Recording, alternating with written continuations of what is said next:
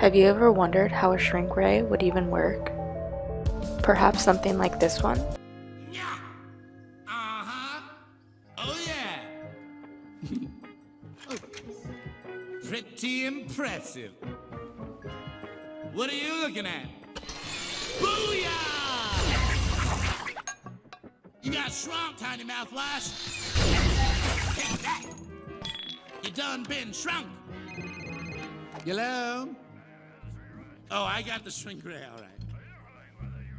No, I'm not playing with it. Groot? Don't make me laugh. No. P.S. He is not getting the moon. And P.P.S. By the time I'm done with him, he's gonna be begging for mercy. Okay, bye. Oh, look at you, a little tiny toilet for a little tiny baby to... Ah! Curse you, tiny toilet! Well, while shrink rays might not exist like this one in Despicable Me, the topic of miniaturization is a heavy trend in modern technology. Miniaturization is known as the way to improve heat and mass transfer by two combined effects, one being that the diffusion distance within the reactor becomes much lower, or two, that the interfacial area per unit reactor volume is larger. There are two types of scaling laws applicable in miniaturization: scaling in geometry and scaling of phenomenological behavior. Geometry depends on the physical size of the object with factors like length, surface area, and volume. Phenomenological is dependent on scaling of various physical phenomena and properties of an object such as mechanics, dynamics, heat transfer, and electricity. All of this scaling must be miniaturized so that the geometry of the device can also perform successfully when applied in the microsystem. Miniaturization is necessary in fields like medicine and space because of the necessity for low-weight, low-volume technology. Small size and weight come from hybrid microcircuits, which are used in pacemakers, defibrillators, and hearing aids. Weight is a heavy factor in space, so small packaging of bare chip devices reduce weight and increase space versus previous printed wiring board technologies.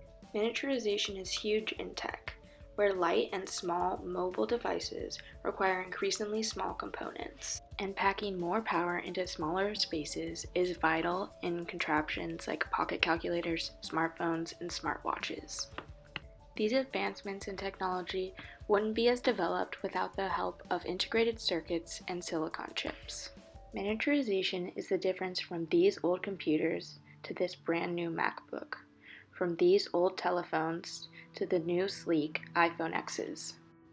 The first computer built in the early 40s was huge in comparison to modern technology. It occupied 1,800 square feet of space and weighed over 27 tons. For years, operators dealt with hundreds of individual tangled wires. The computer consisted of thousands of individual hardware components, all wired individually together, known as discrete components. Jack Kilby's invention of the integrated circuit allowed all components of electronic circuits to be completely integrated. This then evolved to printed circuit boards, which connected components together and could achieve the same result of many discrete components hooked together, but with far less material and wires in a much smaller network. This was altogether smaller, cheaper, and more reliable. These inventions would altogether spiral into what miniaturization has become, as the need for technology to get smaller and smaller in both space, medicine, and consumerism. Miniaturization is evolving into ever smaller and smaller components. Perhaps one of the best examples of this is Apple's new processor like the A10 CPU inside of the iPhone, which contains 3.3 billion transistors in just a 1 centimeter by 1 centimeter package. Through decreasing the diffusion distance and increasing the interfacial area of the reactor, miniaturization is making things in tech smaller.